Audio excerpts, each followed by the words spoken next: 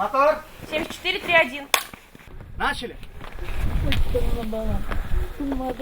Позади выбор сценария, кастинги, распределение ролей. В деревне Губурчак первые кадры зимних сцен фильма «Мы дети» 41-го года. Киноленту снимают по повести классика татарской литературы писателя Мухамата Магдеева. Балаларға бұланып пішіріп берені, түгінші бір ашасындар.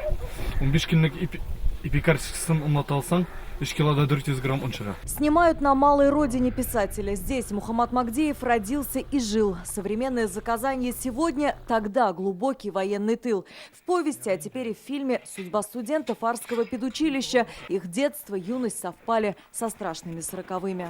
Мухамат Магдеев обладал очень тонким чувством юмора. Есть в его произведении такая фраза: «Не зная систему кровообращения таракана, куда ты лезешь?»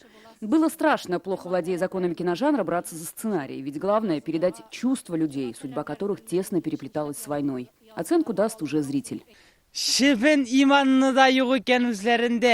Раис Ахмедзакиров играет роль Аркаши Пермякова. Говорит, выбрали его на роль русского парня за светлые волосы и чувство юмора. Всего же на съемочной площадке сегодня 26 человек. Для каждого главная задача – передать дух того времени. И ребята очень хорошо подготовились. Мы на втором кастинге уже даже не сомневались, что они смогут передать дух этого времени и сыграть именно те чувства и эмоции, которые у этих мальчиков 15-16-летних были в то время. Чтобы полностью войти в образ, актеры перечитали повесть по 2-3 раза. Особую роль сыграли воспоминания их бабушек и дедушек, детей войны. Маму расспрашивала много раз. В детстве, с детства слышала, как дети войны, трудно им было, голод, холод, одевать нечего. Когда моя бабушка была жива, она рассказывала, как все это происходило. Бабушка же жила в это время, и она знает, как не хватало хлеба, всем дали по куску хлеба, на целый день. Бабушки, конечно, рассказывали, потому что в нашей стране это в каждой семье это присутствует. Всегда об этом вспоминают, и не вспоминать об этом нельзя, я считаю, потому что это все-таки тяжелые годы для нашей страны, и каждый должен это помнить. Чтобы погрузиться в атмосферу военного времени, на съемочной площадке делается все. Подобрали и дом, актеры полностью перевоплощаются. И самое главное, по специальной рецептуре испекли тот самый хлеб. Хлеб военного времени.